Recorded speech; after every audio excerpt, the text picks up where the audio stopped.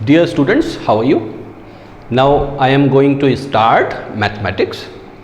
Mathematics जैसे कि आप जानते हैं कि आपका जो एंट्रेंस टेस्ट है उसमें एक बड़ी हैसियत रखता है। 100 में से 30 सवाल इसके अंदर से पूछे जाते हैं। मैथमेटिक्स का जो सिलेबस है वो 9th क्लास की मैथमेटिक्स और 10th क्लास की मैथमेटिक्स को मिलाकर है। 9th क्लास की मैथमेटिक्स के 15 चैप्टर्स और 10th क्लास की मैथमेटिक्स के 15 चैप्टर्स, तो ये 15 और 15 ये दोनों मिला के 30 चैप्टर्स आपके बनते हैं।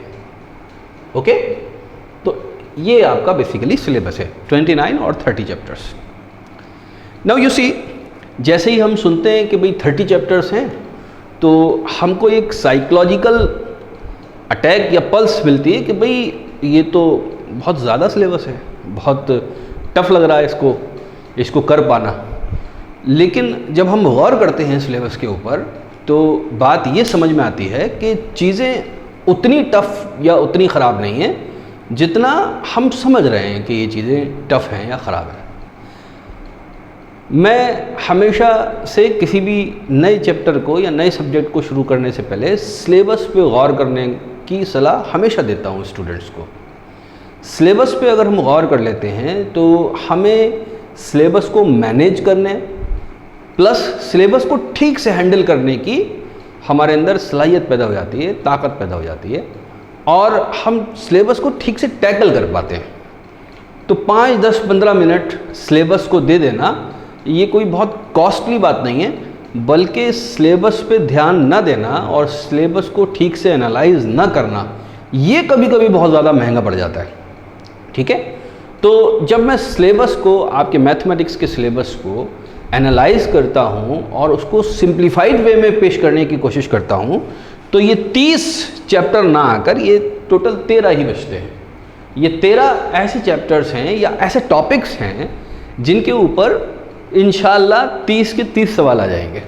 ठीक है, जैसे हम जब बात करते हैं 9th क्लास के मैथमेटिक्स की तो उसका पहला चैप्टर है नंबर सिस्टम, और 10th क्लास के मैथमेटिक्स की बात करते हैं तो उसका पहला चैप्टर है रियल नंबर्स। ओके, ये बीच में मैंने जो 30 चैप्टर लिख रखा है इसको मैं मिटा देता हूँ ताकि मुझे कुछ लिखने का मौका मिले।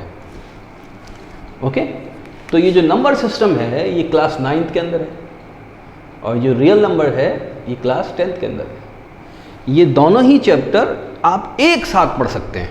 कैसे? नंबर सिस्टम का एक पार्ट है रियल नंबर, और जब हम रियल नंबर पढ़ते हैं तो वो नंबर सिस्टम के डोमेन के अंदर पढ़ते हैं। ठीक है, तो नंबर सिस्टम और रियल नंबर इन दोनों को हम मिला के पढ़ सकते हैं, क्योंकि 10th करने के बाद हम 9th तो कर ही चुके हैं, 10th अभी किया है। तो इसका मतलब ये है कि ये दोनों चैप्टर हम बेसिकली नंबर सिस्टम की कैटेगरी के अंदर ही रख सकते हैं, और इन दोनों पे अक्सर सवाल आते हैं। किसी साल क्वेश्चन मिस भी हो जाता है, लेकिन आप कह सकते हैं कि फ्रीक्वेंटली इन टॉपिक्स के ऊपर सवाल पूछा जाता है। अक्सर थ्योरेटिकल होता है, बहुत ज़्यादा कैलकुलेशन नहीं होते और नॉलेज बेस्ड होता है।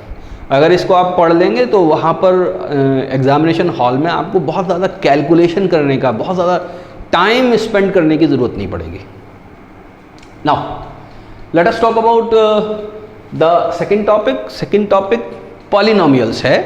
पॉलिनोमियल्स भी एक ऐसा टॉपिक है जो कि 9th क्लास के अंदर भी है, 9th में भी है ये, और ये 10th क्लास के अंदर भी है। तो ये दोनों ही क्लासेस के अंदर है। 9th क्लास के अंदर इसका इंट्रोडक्शन हुआ है, हालांकि 8th क्लास से पॉलिनोमियल्स पढ़ते चले आ रहे हैं हम लोग, लेकिन 9th क्लास और 10th क्लास के अंदर ये ज़्यादा बड़े रूप में आ गया आपके सामने। तो ये पॉलिनोमियल्स बेसिकली एक ही टॉपिक है। अगर आप दोनों को मिला के पढ़ेंगे तो कोई हर्ज नहीं है, ये दो अलग अलग टॉपिक नहीं है। 9th का और 10th का। 10th का जो पॉलिनोमियल है वो इन्हांस वर्जन है, थोड़ा कैलकुलेशन ज़्यादा है। बहरहाल पॉलिनोमियल एक ही टॉपिक आप मानेंगे। Then the very important topic is quadratic equations. Quadratic equation सिर्फ 10th क्लास के अंदर है, और जब भी आप क्वाड्रेटिक इक्वेशन पढ़ें तो पहले पॉलिनोमियल्स पढ़ लें तो ज़्यादा मुनासिब है। ये जितने भी मैंने टॉपिक्स लिखे हैं ये सब ऐसा नहीं है कि आपको इसी ऑर्डर में पढ़ने हैं, है ना, इसी ऑर्डर में आपको पढ़ने की ज़रूरत नहीं है, बल्कि टॉपिक तो मैं लिखता चला गया और ऑर्डर मुझसे कभी मेंटेन हुआ, कभी नहीं हो पाया। Anyway, after that another important topic which you have to study is this arithmetic progression. Arithmetic progression class 10th के अंदर है, इम्पॉर्टेंट है, फ्रीक्वेंटली सवाल आते हैं, कभी कभी 2 भी आते हैं, ठीक है, इसको मिस करने की ज़रूरत नहीं है। Then coordinate geometry, it is again an important topic, 9th class में भी है और 10th क्लास में भी है ये, ठीक है, इसको पढ़ना है, इसके ऊपर सवाल आता है। 10th क्लास के अंदर थोड़ा इन्हांस वर्जन है इसका, थोड़ा सा टफ है 9th के मुकाबले में। 9th में सिर्फ इंट्रोडक्शन हुआ है, 10th में इसके कैलकुलेशंस हैं। Then this linear equation in 2 variables, ये 9th और 10th दोनों में है। इसी के साथ साथ मैं आपको ये बताऊं, कभी कभी सवाल 2 वेरिएबल्स की जगह 1 वेरिएबल में भी पूछा जाता है। तो ये जो टॉपिक है ये भी आपके 9th और 10th दोनों क्लासेस में है। बस थोड़ा सा टाइटल में मेरे ख्याल से डिफरेंस है। 10th क्लास में pair of linear equation in 2 variable ऐसे करके लिखा हुआ है। Then another topic is statistic. हालांकि ये आखिर के चैप्टर्स हैं, लेकिन मैं यहाँ पर लिख गया। स्टैटिस्टिक भी दोनों ही क्लासेस में है, 9th में भी है, 10th में भी है। तो 9th में इंट्रोडक्शन हुआ, 10th के अंदर और थोड़ा कैलकुलेशन है, आगे की चीज़ें। 9th के अंदर सिर्फ डेफिनेशंस हैं, 10th के अंदर बड़े बड़े कैलकुलेशंस हैं, बड़े बड़े क्वेश्चंस हैं, डायरेक्ट क्वेश्चन पूछे जाते हैं, ऐसा भी देखा गया है। वो मैं आपको जब पढ़ाऊँगा तो दिखाऊँगा। ओके, तो ये 2 अलग अलग टॉपिक नहीं है भाई, एक ही टॉपिक है। देन ये 8वां जो टॉपिक है सर्कल्स। सर्कल्स अपने आप में 9th में भी है और 10th में भी है। 9th में तो सिर्फ इसके नोमेनक्लेचर है, इसका रेडियस है, डायमीटर है, सरकमफ्रेंस है। 10th के अंदर टेंजेंट्स आ गए, सर्कल की प्रॉपर्टीज़ आ गई, कॉर्ड की प्रॉपर्टीज़ आ गई। उसके तो 2 चैप्टर तो ये हो गए। फिर area of circles, area of circles ये एक अलग से चैप्टर है गालिबन 10th क्लास के अंदर। तो ये 3 चैप्टर हो गए। ये पॉइंट में आपके 3 चैप्टर्स हैं। It should be noted. बात समझ में आती है? ठीक है, तो सर्कल को हम एक साथ पढ़ सकते हैं। सर्कल पूरा एक टॉपिक है, इसके ऊपर सवाल आते हैं, 1 कभी कभी 2, ठीक है, इनको हम देखेंगे। मेंसुरेशन, मेंसुरेशन भी बेसिकली अगर आप देखेंगे तो ये 2 चैप्टर्स हैं, 9th के अंदर भी है और ये 10th के अंदर भी है।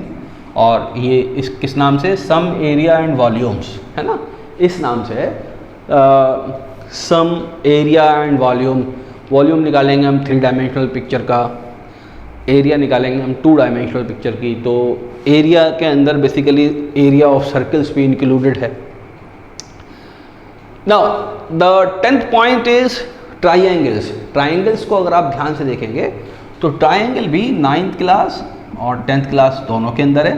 Then Heron's formula, Heron's formula 9th class के अंदर है। तो इस पूरे टॉपिक को, ट्राइंगल्स एंड हीरोन्स फार्मूले को, जो कुल मिला के 3 चैप्टर्स बनते हैं, इनको आप एक ही टॉपिक मानिए और ट्राइंगल को हमें एक साथ पढ़ना है। इस पे भी क्वेश्चंस पूछे जाते हैं। देन क्वाड्रिलेटरल्स, क्वाड्रिलेटरल को अगर आप देखेंगे तो ये एक चैप्टर है, लेकिन क्वाड्रिलेटरल के फ़ौरन बाद ही एक और चैप्टर है, area of parallelogram and triangles, ठीक है, जो कि area of parallelogram and triangles. तो एरिया ऑफ ट्राइंगल तो यहाँ से हो जाएगा, और पैरेललोग्राम बेसिकली क्वाड्रिलेटरल का एक पार्ट होता है पैरेललोग्राम। तो पैरेललोग्राम जब हम पढ़ते हैं तो वो क्वाड्रिलेटरल टॉपिक के अंदर आता है, तो उसका एरिया निकालना भी हम सीखते हैं। क्वाड्रिलेटरल के अंदर और ट्रेपेजियम आता है, पैरेललोग्राम आता है, और स्क्वायर्स आएगा, रोम्बस आएगा, तो उस सब का हम एरिया निकालेंगे। तो उसके साथ एक चैप्टर और जुड़ जाएगा, ठीक है। तो ये एक टॉपिक हो गया quadrilateral and area of parallelogram and triangles. After that probability, probability again ये 2 जगह है, 9th में भी है, 10th में भी है। इसके ऊपर अक्सर क्वेश्चन पूछा जाता है, बल्कि कोई साल ऐसा नहीं है, कोई भी ईयर ऐसा नहीं है जो क्वेश्चन ना पूछा गया हो। और कभी कभी तो 2-2 सवाल पूछे जाते हैं, और 9th क्लास में भी है, 10th में भी है। तो ये सिंगल यूनिट में इसको हम रखेंगे, ये अलग से एक टॉपिक है। After that one of the most important topic is trigonometry. कोई ईयर ऐसा नहीं है कि इसमें 2 सवाल ना पूछे गए हों एटलीस्ट, ठीक है। ये हालांकि सिर्फ 10th क्लास के अंदर है, लेकिन ट्रिग्नोमेट्री के साथ साथ एक और इसके साथ चैप्टर जुड़ा हुआ है 10th क्लास के अंदर ही, जिसमें ट्रिग्नोमेट्री की एप्लीकेशंस की बात की जाती है। ठीक है, तो ट्रिग्नोमेट्री प्लस एप्लीकेशंस, ट्रिग्नोमेट्री की एप्लीकेशंस क्या क्या हैं, जिसमें हाइट एंड डिस्टेंसेस है और दीगर टॉपिक्स हैं जिनकी हम बात करेंगे। तो ये 2 टॉपिक हैं जो बेसिकली एक साथ पढ़े जा सकते हैं और इसके ऊपर हमेशा सवाल आता है। तो ये बेसिकली एक तरह से समराइज्ड व्यू है किसका, सिलेबस का। अगर आप इस समराइज्ड व्यू के हिसाब से आगे पढ़ते हैं तो आपको न सिर्फ प्लानिंग आसान होगी सब्जेक्ट की, बल्कि आपका कंट्रोल रहेगा और आपको ये समझ में आता रहेगा कि हम कितना % इसके अंदर अभी आगे आ चुके हैं। बात समझ में आती है। इन सारे टॉपिक्स को इस सीरियल में पढ़ने की कोई ज़रूरत नहीं है। ये जो मैंने लिख रखा है वो सिर्फ आपको बताने के लिए लिख रखा है। इसके हिसाब से आप यहाँ पर ये भी टिक लगा सकते हैं कि कौन सा टॉपिक हमारा तैयार है और कौन सा टॉपिक अभी हमारा तैयार होने को रह गया है। साथ के साथ जिन स्टूडेंट्स के पास पिछले साल के क्वेश्चंस हैं, पिछले 15 साल के क्वेश्चंस हैं, जो कि मैं इंशाल्लाह सारे के सारे हल कराऊंगा, कोशिश पूरी करूंगा, उसमें वो ये भी लिख सकते हैं कि हर टॉपिक के आगे कितने सवाल आए हैं पिछले 15 साल में या पिछले 10 साल में, है ना। तो ये स्टूडेंट, ये आपका खुद का काम है, आप कर सकते हैं कि हर टॉपिक के आगे आप लिख लें। इसका स्क्रीनशॉट ले लीजिए, मैं कुछ सेकंड्स के लिए हट जाता हूँ और आप इसका स्क्रीनशॉट ले लीजिए। स्क्रीनशॉट लेने के बाद इसके आगे आप क्या करेंगे, इसके आगे आप लिख लीजिए कि किस टॉपिक पर कितने सवाल आए हैं और इंशाल्लाह इससे आपको फ़ायदा होगा। अब मैं फ़ौरन ही अगले लेक्चर में नंबर सिस्टम और रियल नंबर दोनों एक साथ स्टार्ट कर देता हूँ और इनके क्वेश्चंस भी पिछले 15 सालों में जो आए हैं वो सॉल्व करता हूँ। Okay, thank you very much.